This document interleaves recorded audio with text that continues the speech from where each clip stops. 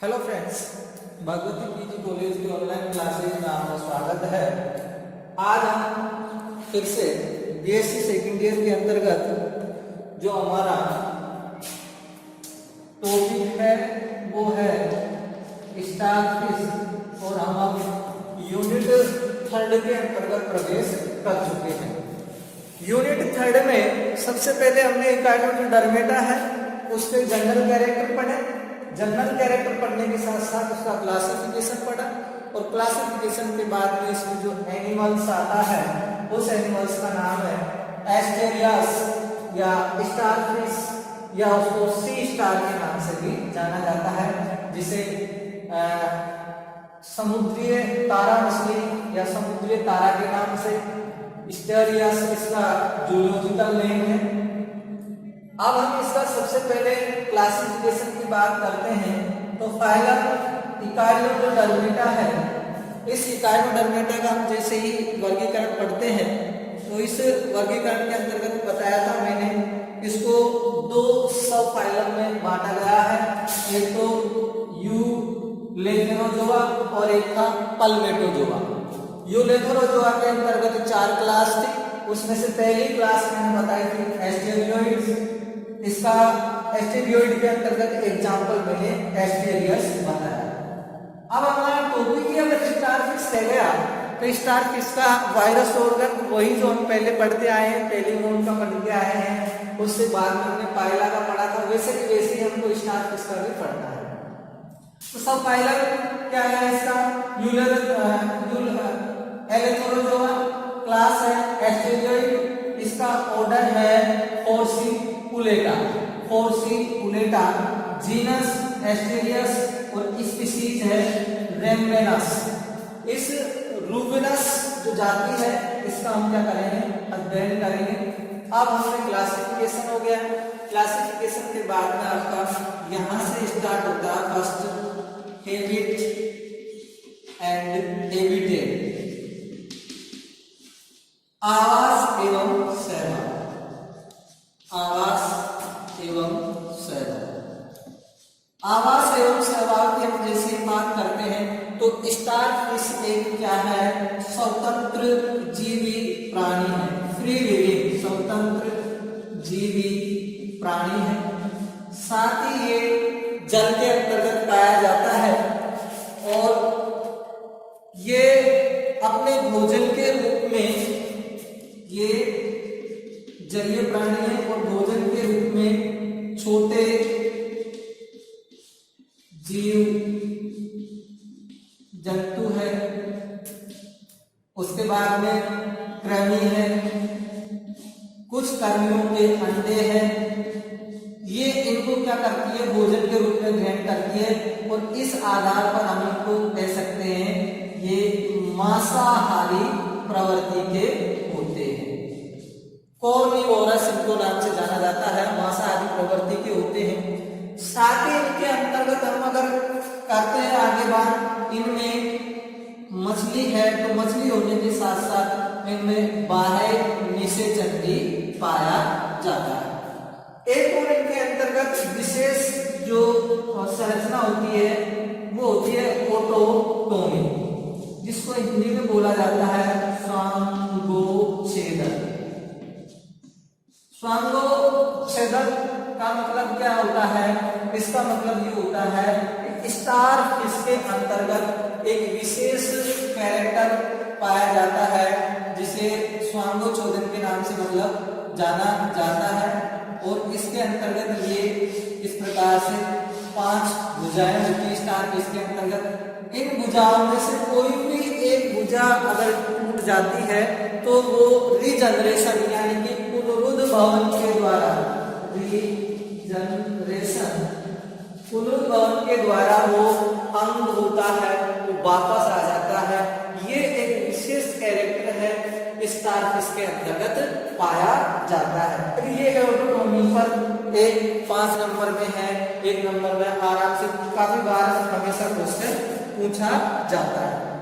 साथ ही एसोटोमी का एक विशेष कैरेक्टर क्या होता है, जैसे ही कोई शत्रुओं का अगर हमला हो जाता है, क्या जब इन्हें या जो शत्रु वगैरह होते हैं शत्रुओं का अगर हमला हो जाता है तो हमले हो जाने पर ये अपने जो फिंगर्स है या लेग्स है इसको क्या कर देती है, हटा देती है, रिमूव कर देती है।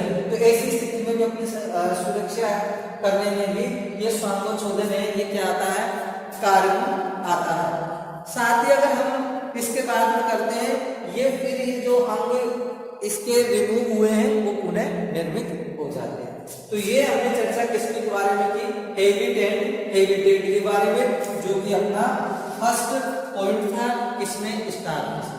अब हम चलते हैं इसके एक्सटर्नल मोर्फोलॉजी, बाह्य आकार।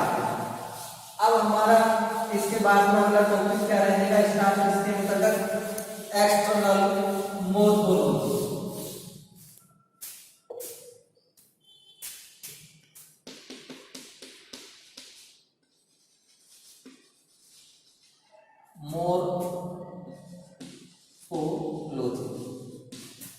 बाह्य आकार। यह हमारा नेक्स्ट सेकंड पॉइंट है, एक्सटर्नल मोर्फोलॉजी। एक्सटर्नल मोर्फोलॉजी की हम जैसे ही करते हैं, बाह्य आकार की हम जैसे ही चर्चा करेंगे, तो सबसे पहले हमें वही आता है शेप, साइज एंड कलर आता है। यानी इसमें भी अगर आप पॉइंट के रूप में करेंगे तो शेप, साइज, कलर। तो शेप की तो आपको पता ही है कि इसकी शेप होती है वो किस प्रकार से होती है। इसमें शेप की हम जैसे ही चर्चा करते हैं तो सी स्टार में जो युवा अवस्था होती है वो क्या होती है, पंच अर्य होती है। पंच अर्य इसके अंतर्गत समिति पाई जाती है। लेकिन जो लार्वा अवस्था होती है, उस लार्वा के मैंने कैरेक्टर में बताया था कि काइनोडर्मेटा के संघों के अंतर्गत होती है। युवा अवस्था में वो समिति पंचर्य करते हैं, जबकि जो लार्वा अवस्था होती है उसमें ये द्विपार्श्व सममिति को क्या करते हैं, प्रदर्शित करते हैं। साथ ही अगर हम बात करते हैं इसके अंतर्गत जो आकार होता है वो 10 से 20 सेंटीमीटर, 10 से लेके 20 सेंटीमीटर डायमीटर यानी कि व्यास का होता है। और अलग अलग जातियों का जो कलर होता है वो इसके अंतर्गत अलग अलग होता है, जैसे ब्राउन, येलो, पर्पल यानी कि पीला है, भूरा है, बैंगनी है, ऑरेंज है, इस कलर की मतलब ये पाई जाती है। तो एक्सटर्नल मोर्फोलॉजी के अंतर्गत हमारा शेप, साइज एंड कलर हो गया। अब इसके बाद में हमारा जो सेकंड इसके अंतर्गत आता है, उस सेकंड का नाम है division of body. Division of body, शरीर का हम क्या करेंगे, अब विभाजन इसके अंतर्गत हम पढ़ने वाले हैं, डिवाइडेशन ऑफ बॉडी। तो इसके पहले डिवाइडेशन ऑफ बॉडी हमारा ये टॉपिक रह जाएगा, और टॉपिक रह जाने के साथ साथ इसका हम डायग्राम भी बनाते हैं। एक्सटर्नल मोर्फोलॉजी हमारे चली रही है सिलेबस के अंतर्गत से। दूसरी एक्सटर्नल मोर्फोलॉजी, इसमें दूसरा हम जो पढ़ रहे हैं वो है डिवाइडेशन ऑफ बॉडी, शरीर का विभाजन हम इसके अंतर्गत पढ़ रहे हैं। तो देखें, इसके सबसे पहले मैं क्या बनाता हूँ, इसका एक डायग्राम बनाता हूँ। डायग्राम में कुछ नहीं है, इसका पंचर्य इस प्रकार से 5 कोणों से बनी हुई आकृति आप एक वलय बना लेंगे, और उस वलय के साथ साथ इस प्रकार से इसे ये बना देंगे आप। ये इसके अंतर्गत इसका क्या हो जाता है, डायग्राम बन जाता है, और ये वाली हो जाएगी ये। तो इस प्रकार से जो स्टार फिश है, इस स्टार फिश की क्या होती है भाई, संरचना होती है। अभी से संरचना के अंतर्गत क्या है और क्या नहीं है, इसके बारे में हमको पढ़ना है। ये इसके अंतर्गत एक जालीनुमा संरचना, मैट्रिकोनाइट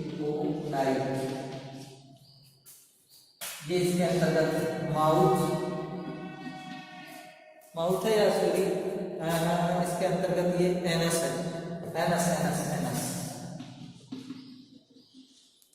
ये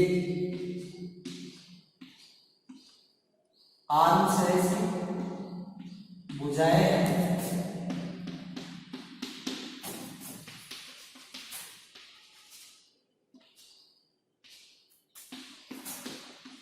अब इसकी हम देखो बाह्य आकार की जैसे हम चर्चा करते हैं स्टार फिश की, तो स्टार फिश के चर्चा के अंतर्गत आप क्या करेंगे इसमें कि ये जो है इसमें सबसे पहले हम इसकी जो बॉडी है उस बॉडी के डिवाइडेशन को दो भागों में बांटते हैं, यानी कि स्टार इसका जो शरीर होता है वो शरीर कैसा होता है, एक तो बेटा चपटा होता है, साथ ही आप लिख सकते हैं तारे नुमा होता है। स्टार लाइक इसकी क्या होती है, बॉडी होती है, और दो इसमें स्पष्ट, क्या इसमें दो इसमें स्पष्ट विभेदित सतह पाई जाती है, जिन्हें हम सरफेस के नाम से जाना जाता है। इसकी जो फर्स्ट सरफेस होती है उसको हम डोर्सल सरफेस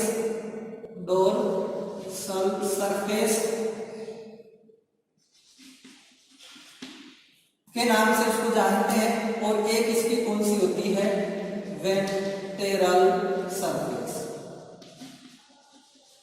यानी कि एक को तो हम पृष्ठ सतह के नाम से जानेंगे जो ऊपर की साइड होती है, और एक होती है वेंट्रल जिसे हम क्या जानते हैं अधर सतह के नाम से इसको जाना जाता है। एक तो अपने पास क्या है डोर्सल है, और एक कौन सी अपने पास है, एक अपने पास है वेंट्रल सरफेस है। अभी मैं डोर्सल सरफेस है उसको एबोरल के नाम से जानते हैं, एबोरल सरफेस, ये इसको हम क्या देंगे, और इसको देंगे हम ओरल सरफेस। ये दो हमने क्या दे दिया, इनकी जो सतह होती है उन सतह को नाम दे दिया, एक को तो एबोरल और एक को क्या दे दिया डोर्सल सरफेस के नाम से हमने इनको दे दिया। अब सबसे पहले हम इसकी जो एबोरल सरफेस है उसके बारे में हम बात करते हैं। इसके ये स्पाइन कंटक पाए जाते हैं दाहिनी साइड प्रत्येक आर्म, तो इसको मैं वेंट्रल सरफेस को हटा देता हूं। पहले हम इसकी बात करते हैं डोर्सल सरफेस, क्या है इसको एबोरल सरफेस के नाम से इसको जाना जाएगा, और ये स्टार इसका पृष्ठीय भाग होता है जिसकी जो आकृति होती है वो होती है उत्तलाकृति, यानी कि उत्तल जो लेंस है उसकी तरह होती है, और ये होती है कॉन्वेक्स टाइप की ये आकृति होती है। साथ ही हम बता देते हैं इस सतह पर अनेक कैल्शियम से बने हुए, इस सतह पर अनेक कैल्शियम से बने हुए असंख्य मात्रा में, यानी कि अगतिशील, यानी कि जो गति भी नहीं करते हैं, अगतिशील स्पाइन यानी कि कंटक है वो पाए जाते हैं।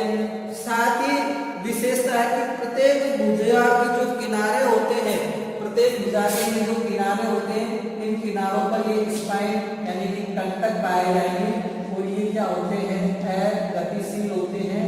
साथ ही इनकी विशेषता होती है कि इन्हें मार्जिनल स्पाइन के नाम से भी जाना जाता है, मार्जिनल स्पाइन। इसका मतलब होता है सीमांत कंटक, सीमाओं पर पाए जाते हैं इसके, इसलिए इनको मार्जिनल स्पाइन्स के नाम से जाना जाएगा। साथ ही डोर्सल सरफेस पर स्पाइन के मध्य में कुछ विशिष्ट संरचनाएं, यानी कि ये जो स्पाइन होते हैं एगतिशील कंटक है, इनके अंतर्गत इस प्रकार से ये विशिष्ट संरचनाएं भी इन पर पाई जाती है। ये इस प्रकार से विशिष्ट संरचना पाई जाएगी जिन्हें पेडिसिलेरिया के नाम से जाना जाता है, पेडिसिलेरिया। इस पेडिसिलेरिया के नाम से जाना जाता है, और पेडिसिलेरिया के बारे में मैंने आपको इकाइनोडर्माटा के जो कैरेक्टर थे, लक्षण थे इकाइनोडर्माटा के, उसके अंतर्गत भी बताया था। अब ये जो डोर्सल सरफेस पर जो पेडिसलेरिया होते हैं, ये एक तो आर्म्स यानी जो भुजाएं होती है उनकी सफाई का कार्य करती है, साथ ही ये क्या करती है, शत्रुओं से रक्षा भी करती है। और ये जो पेडिसलेरिया होते हैं इस प्रकार की जो स्ट्रक्चर होती है, इन पर कई प्रवर्धनुमा ऐसी संरचनाएं भी निकल आती है।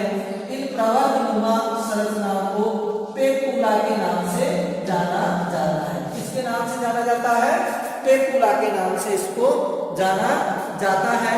और ये जो पेकुलाएं होती है इन पर कई स्पर्शग्राही, यानी कि ये पेकुलाएं एक तो स्पर्शग्राही और एक ग्रहण और फैक्ट्री का भी ये क्या करती है, कार्य करती है।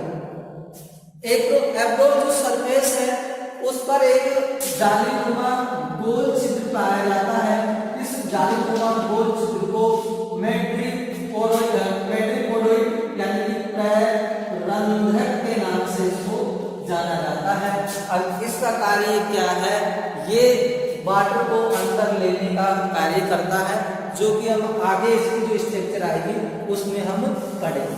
साथ ही जो मेट्रिपोडोइड होता है इसकी ये अगर विशेषता होती है कि अगर ये दो भुजाओं हैं, इन भुजाओं के बीच में है, तो इन भुजाओं को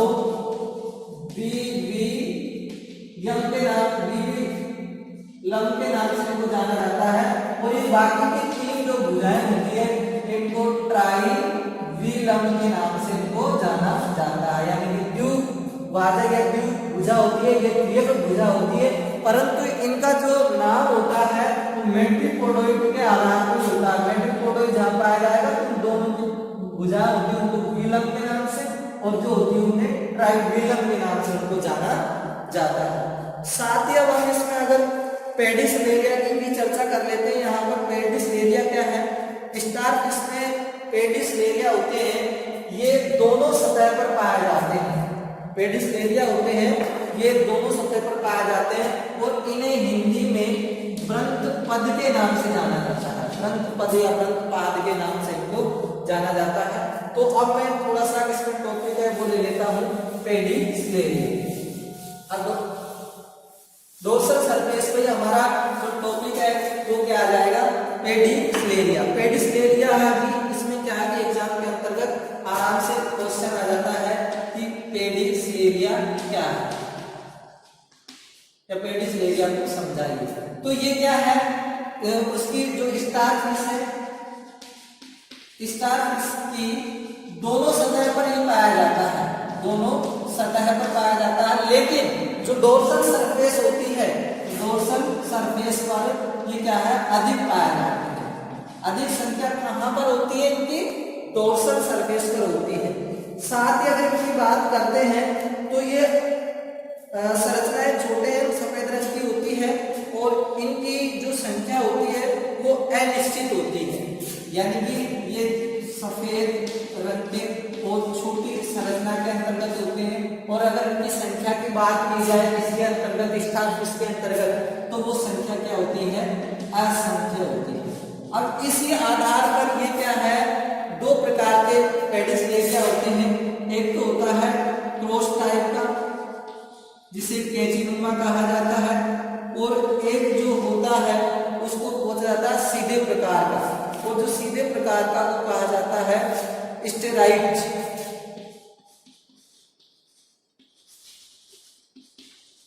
स्टेराइड प्रकार का, यानी कि इसको कहेंगे हम सीधे प्रकार का, और इसको क्रॉस को कहेंगे कैंचीनुमा, कैंचीनुमा।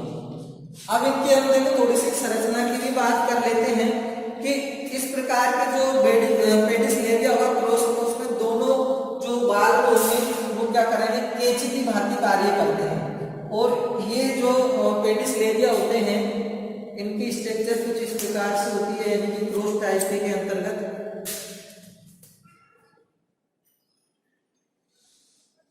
ये, और यहां पर देखो ये इस प्रकार के आपको मैं ये बना रहा हूं। ये क्या है, पेडिसलेरिया है, ये है पेडिसलेरिया। जो है यहाँ पर इस प्रकार से ये इससे स्पाइन यानी कि कंटक निकले हुए होते हैं और इन कंटकों को किसके नाम से जाना जाता है? पेपुला के नाम से जाना जाता है, जो क्या कहते हैं पेट्री या संवेदन उसका स्पर्श ग्राही का कार्य करते हैं। अब इसमें आप स्टेंज लाइट की जैसे ही चर्चा करते हैं तो स्टेंज लाइट जो पेडिस लेरिया होता है उसकी स्ट्रक्चर कुछ इस प्रकार से होती है। ये सबसे बाहरी परत होती है, इसके अंतर्गत एपिडर्मिस, ये इस प्रकार से सबसे बाहरी जो परत होगी उसको हम एपिडर्मिस के नाम से जाना जाएगा, एपिडर्मिस। इसके अंतर्गत ये इस प्रकार से ये बाल होते हैं, ये जो बाल होते हैं इन बालों के द्वारा ही बड़े पेडिस लेरिया होते हैं जो क्या करते हैं? काम करते हैं। इन बालों के द्वारा ही पेडिस लेरिया है जो कार्य करते हैं। साथ ही इसके अंतर्गत यहाँ पर भी मसल्स यानी कि पेशियां पाई जाती हैं और उन पेशियों का नाम होता है एडक्टर, एबडक्टर, एबडक्टर मसल्स। और इधर जो ये मसल्स पाई जाएगी ये वन पेयर होगी और ये जो मसल होगी इन मसल्स को एडक्टर मसल्स के नाम से इनको जाना जाता है। और ये जो मसल्स होती है इनको क्या करती है? मतलब कि गति देने का कार्य करती है और इस पर अंदर क्या होते हैं? संयोजी ऊतक होते हैं। तो ये क्या है? इस प्रकार से पेडिस लेरिया के इंटरनल स्ट्रक्चर होती है और ये इंटरनल स्ट्रक्चर होती है। और पेडिस लेरिया को मैंने बताया है कि ये शत्रुओं से रक्षा करने एवं जो आर्म्स होती है उन भुजाओं की सफाई करने में कार्य आते हैं। तो ये है हमने क्या है क्रॉस टाइप के हो गए और फिर जो सीधे टाइप के वो क्या नाम से? सीधे टाइप का तो मैंने ये बताया है और क्रॉस टाइप का पहले बताया। ये सूर्य कौन सा है? सीधे टाइप का है। और क्रॉस टाइप में क्या होता है कि इस प्रकार से ये इस प्रकार से यानी कि कैंची नुमा ये होते हैं। तो अब हम आगे चलते हैं पेडिस लेरिया से। पेडिस लेरिया हमारे किसके अंतर्गत है? ये पेडिस लेरिया मैंने आपको बताया है ये इसकी एब्रोल सरफेस पर है और एब्रोल जो सरफेस है वो कहाँ है? डोर्सल सरफेस पर है। अब आप जैसे आगे चर्चा करते हैं तो इसकी आती है ओरल सरफेस। अब कौन सी आती है? ओरल सरफेस, जिसे वेंट्रल सरफेस जो होती है उसको ओरल सरफेस के नाम से जाना जाता है, वेंट्रल सरफेस। और जो वेंट्रल सरफेस होती है उस वेंट्रल सरफेस को किसके नाम से जाना जाता है? ओरल सरफेस के नाम से जाना जाता है, ओरल सरफेस के नाम से उसको जाना जाता है। अब ओरल सरफेस के अंतर्गत हम जैसे ही डायग्राम बनाते हैं तो उसके अंतर्गत अब हम दोबारा डायग्राम बनाएंगे ओरल सरफेस से। ओरल सरफेस के डायग्राम के अंतर्गत क्या है?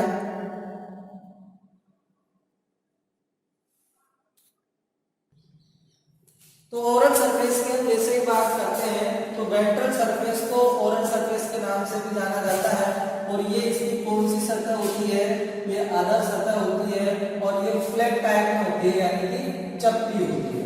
अब इसके अंतर्गत भी देखो हम संरचनाओं की बात करते हैं तो इसका जो मेन जो सेंटर होता है वो सेंटर जो डिस्क होती है वो मध्य भाग होता है और जो सेंट्रल जो डिस्क है इसके अंतर्गत वो कैसी होती है?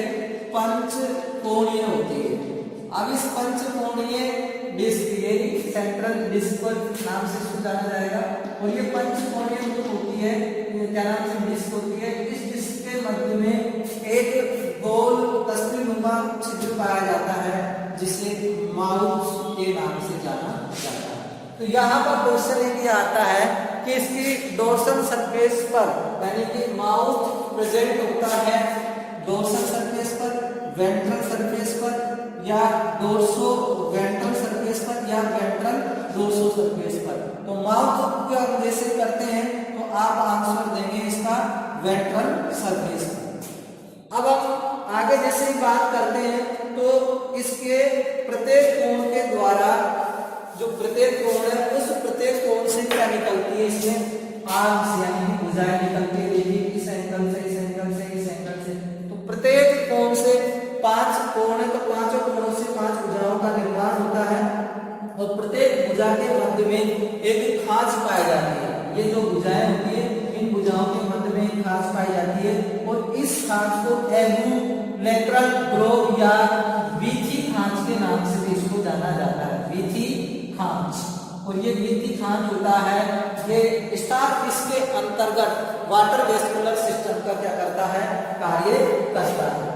और इसमें जो दोनों और स्पाइन की 2 से 3 पंक्तियां पाई जाती है। तो प्रत्येक खांच है इसके अंतर्गत ये 2 से 3 पंक्तियां होती है, वो किसकी पाई जाती है, स्पाइन यानी कि कणकों की पाई जाती है। अब इन स्पाइन या कणकों के पास में ही इसमें क्या पाए जाते हैं, खांच के पास में ट्यूब फिट पाए जाते हैं और इन ट्यूब फिट को नाल पार के नाम से भी जाना जाता है। साथ ही स्पाइन एक दूसरे के समय खांच में बंद होते हैं, तो दोनों और कतारों में दोहरे ट्यूब फिट यानी कि इनके अंतर्गत नालपार है वो पाए जाते हैं। अब यहाँ से जो ट्यूब फिट की कतार पाई जाएगी वो स्ट्रक्चर में यानी कि भिन्न भिन्न कार्य करती है। तो ये जो नालपाद होते हैं, ये नालपाद एक तो गमन में, साथ ही ये भोजन ग्रहण करने में और श्वसन में, भोजन भी इनके द्वारा ग्रहण किया जाता है, श्वसन का कार्य भी ये करती है। साथ ही ट्यूब फिट का जो प्रत्येक सिरा है, जिनके अंतर्गत जो नालपाद आगे वाटर वेस्कुलर सिस्टम पढ़ेंगे तो इस प्रकार से ये संरचना होती है और ये इनके अंतर्गत ये एबुलेटरल से इस प्रकार से ये जुड़े हुए होंगे, ये इस प्रकार से, और फिर ये ग्रोव है ये आगे, फिर इस प्रकार से यहाँ पर दोबारा वही ट्यूब फिट आ जाएंगे ऐसे, और ये ऐसे, ये इस प्रकार से इसमें क्या है कि पंक्तिबद्ध क्या पाए जाते हैं, इसमें नालपाद पाए जाते हैं, तो भोजन का भी कार्य करते हैं और श्वसन का भी कार्य करते हैं और ये वीथी खांच होती है वहां पर ये लगे हुए होते हैं। साथ ही ये जो प्रत्येक भुजा के अंतिम न्यूक्लियर सिरे पर संवेदनशील स्पर्श भी पाए जाते हैं। इनके न्यूक्लियर सिरे होते हैं, इन पर संवेदनशील स्पर्शक पाए जाते हैं जो कि क्या करते हैं, स्पर्श का एवं गंध की संवेदनाओं का क्या करते हैं, ग्रहण करने का वो कार्य करते हैं। तो इस प्रकार से हमारी बॉडी ऑफ डिवाइडेशन वो हुआ। अब हमारा जो नेक्स्ट टॉपिक इसके अंतर्गत आता है वो आता है बॉडी बोन। अब इस बॉडी बोन की जो स्ट्रक्चर है उस स्ट्रक्चर को हम नेक्स्ट वीडियो के अंतर्गत देखेंगे। इसकी बॉडी बोन क्या है, बॉडी बोन यह अपना क्या रहेगा, टॉपिक रहेगा। इस बॉडी बोन के अंतर्गत जो लेयर पाया जाएगा, सबसे बाहरी लेयर होगा वो क्यूटिकल का होगा, उससे नीचे एपिडर्मिस का होगा, फिर डर्मिस का होगा और सबसे नीचे जो लेयर पाया जाएगा वो लेयर पाया जाएगा सिलेटेड एपिथेलियम का, यानी कि मसल्स लेयर होगा। तो इस प्रकार से इसके अंतर्गत है हम बॉडी बोल है, उस बॉडी बोल को नेक्स्ट क्लास के अंतर्गत पढ़ने वाले हैं। आज के वीडियो में बस इतना ही।